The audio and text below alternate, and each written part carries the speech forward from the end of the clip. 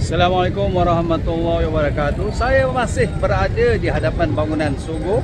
Di sini sedang berlangsung himpunan membantah Akta Pembaharuan Semula Bandar yang hendak diluluskan oleh kerajaan.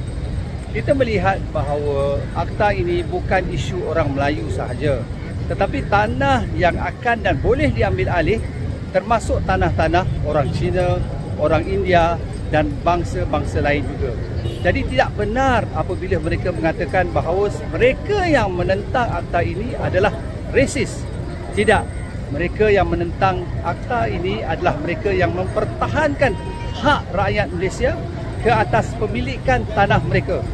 Sebab kita tahu bahawa Akta Pembaharuan Semula Bandar ini ataupun URA adalah bertentangan dengan perkara 13 Perlembagaan Persekutuan dan juga bertentangan dengan Strata Title Act. Terima kasih.